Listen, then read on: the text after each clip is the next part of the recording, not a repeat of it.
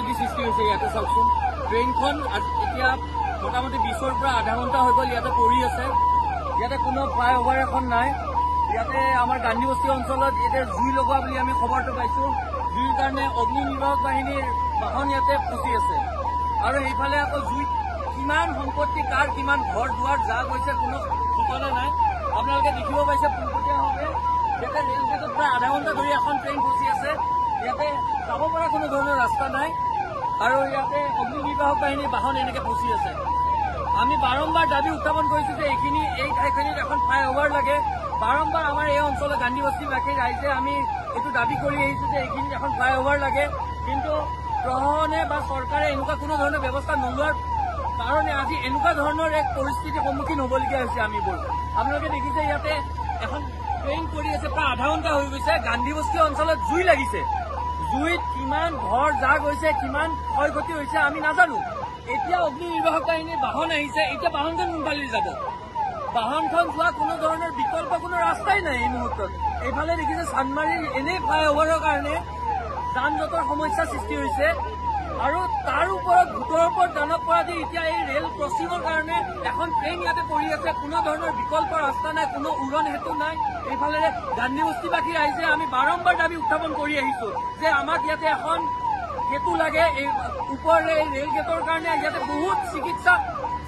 ৰোগীয়ে চিকিৎসা নাপাই ইয়াতে মৃত্যুবৰণ কৰিছে আমাৰ এই অঞ্চলৰ আজি এনেকুৱা এক অনাকাংক্ষিত পৰিস্থিতিৰ সৃষ্টি হৈছে গান্ধীবস্তি অঞ্চলত জুই লাগিছে কিন্তু অগ্নি নিৰ্বাহক বাহিনীৰ বাহন তালৈকে যাব পৰা নাই অতিকৈ দুৰ্ভাগ্যজনক এতিয়া কি হ'ব কেনেকে কি হ'ব ট্ৰেইনখন গ'লেহে আপোনালোকে যাব পাৰিব ইয়াতে আমি তাৰমানে আমাৰ এই অঞ্চলৰ মানুহে আমি বাৰম্বাৰ কৈছো যে ইয়াতে এখন ফ্লাইঅভাৰ লাগে বহুত ৰোগী তাৰমানে ইয়াতে মৃত্যুমুখত পৰিছে আমাৰ ইয়াতে আপোনাৰ এম্বুলেঞ্চ আহে কিন্তু সময়মতে এইখন কৰি থাকে কাৰণে চিকিৎসালয় যাই নাপায় আজি এনেকুৱা ধৰণৰ পৰিস্থিতি সৃষ্টি হৈছে গান্ধীবস্তি অঞ্চলত জুই লাগিছে আৰু জুইৰ কাৰণে কিন্তু এতিয়া আপোনালোকৰ অগ্নি নিৰ্বাহক বাহিনীৰ বাহন যাব পৰা নাই এনেকুৱা এক ভয়ংকৰ পৰিস্থিতি ডাঙৰ পৰিস্থিতি আৰু সেইকাৰণে এতিয়া না আমি দেখিছো আপোনালোকে ইয়াতে মোটামুটি 15-20 মিনিট হৈ গ'ল আপোনালোকে এনেকে ৰখি আছে উপায় নাপায় ট্ৰেইনখন ৰৈ আছে আধা ঘণ্টা হৈ গ'ল মোটামুটি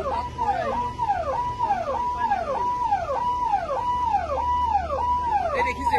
এতিয়া তাৰমানে এনেকুৱা এক পৰিস্থিতিৰ সৃষ্টি হৈছে ইয়াতে গান্ধীবস্তি অঞ্চলত জুই লাগিছে অগ্নি নিৰ্বাহক বাহিনীৰ বাহন ৰৈ আছে কিন্তু যাবলৈ কোনো ধৰণৰ বিকল্পৰ পথ নাই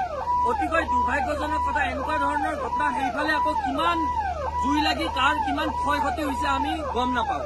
এনেকুৱা এক ভয়ংকৰ পৰিস্থিতিৰ সৃষ্টি হৈছে আমি বাৰম্বাৰ এই অঞ্চলৰ ৰাইজে দাবী উত্থাপন কৰি আছো যে ইয়াতে এখন উৰণ হেতু লাগে এইখিনি ঠাইত বহুত ৰোগী এই অঞ্চলত চিকিৎসা এই ৰেল ক্ৰছিং কৰি থকাৰ কাৰণে সময়মতে চিকিৎসালয় যাই নোপোৱাৰ কাৰণে মৃত্যুমুখত পৰিছে আজি এনেকুৱা এক অনাকাংক্ষিত পৰিস্থিতিৰ সৃষ্টি হৈছে আধা ঘণ্টা ধৰি ৰেল পৰি আছে